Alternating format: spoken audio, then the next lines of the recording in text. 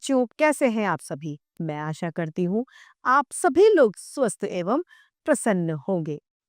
आज हम हमारा पाठ क्रिया को पढ़ेंगे और समझेंगे। तो आइए इस पाठ को प्रारंभ करते हैं। यह है हमारा पाठ 9। क्रिया। क्रिया किसे कहते हैं? क्रिया हमारे द्वारा कुछ भी किया जाना क्रिया है। तो क्या है? जैसे हम उठना, बैठना, खाना, नहाना, चलना, दौड़ना, ये सभी क्रिया है। कुछ क्रियाएं हम स्वयं करते हैं और कुछ क्रिया अपने आप स्वतः होती हैं। स्वतः में हवा चलना, वर्षा होना, भूकंप आना, ये सभी स्वतः वाली क्रिया है, यानी प्राकृतिक क्रिया है। तो आइए देखते हैं। यहाँ पर चित्रों को देखना है और वाक्य पढ़ने हैं। दिए गए चित्र में कुछ क्रियाएं हो रही हैं और कुछ अपने आप हो रही हैं। व्यापारी सो रहा है, बंदर पेड़ पर लटके हैं, बच्चे फुटबॉल खेल रहे हैं, दो बच्चे आपस में बातें कर रहे हैं। इन सभी चित्रों के नीचे लिखे वाक्यों में किसी न किसी काम के होने का पता चल रहा है। व्याकरण में इस काम के करने या होने को क्रिया कहते हैं। क्रिया का अर्थ क्या होता है? काम करना। क्रिया का अर्थ है काम करना। जिस शब्द से किसी काम के करने या होने का बोध होता है वह क्रिया कहलाती है। क्या कहलाती है? क्रिया। यहाँ पर उदाहरण देखें। अध्यापिका पढ़ा रही है तो पढ़ाना क्रिया है। मैं सेब खा रहा हूँ, सेब खाना क्रिया है। बच्चे खेल रहे हैं, बच्चों का खेलना क्रिया है।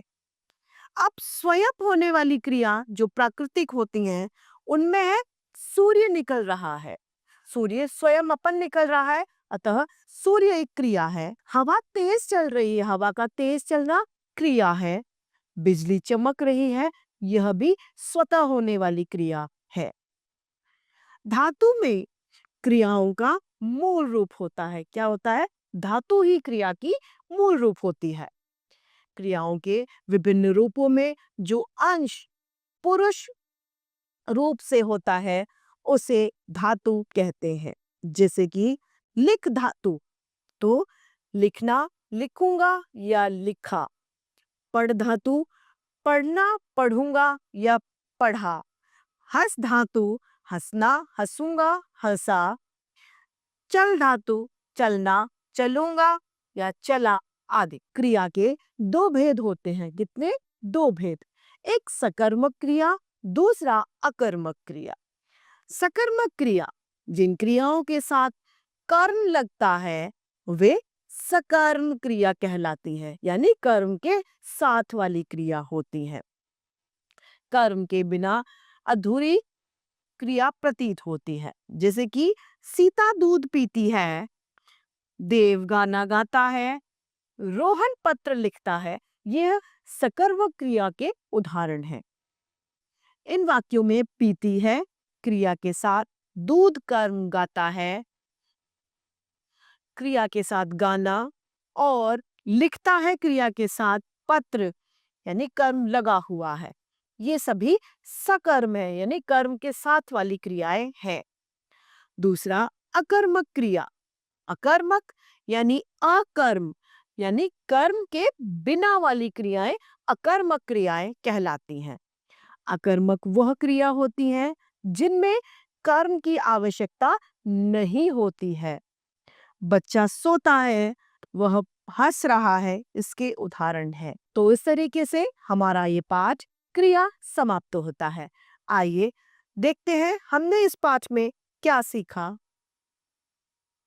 जो शब्द कार्य के करने या होने का बोध कराते हैं क्रिया कहलाते हैं। क्रिया के दो भेद होते हैं, सकर्मक क्रिया, अकर्मक क्रिया। सकर्मक क्रिया में कर्म साथ होता है, अकर्मक क्रिया में कर्म साथ नहीं होता। लिंग वचन कारक का प्रभाव क्रिया पर भी पड़ता है। धातु के मूल रूप, क्रिया का मूल रूप धातु कहलाता है। तो इस तरीके से हमारा यह पाठ क्रिया समाप्त होता है। मैं आशा करती हूँ आप सभी लोगों को यह पाठ भली भांति रूप से समझ में आया होगा। तो आज के लिए इतना ही। फिर मिलते हैं। धन्यवाद।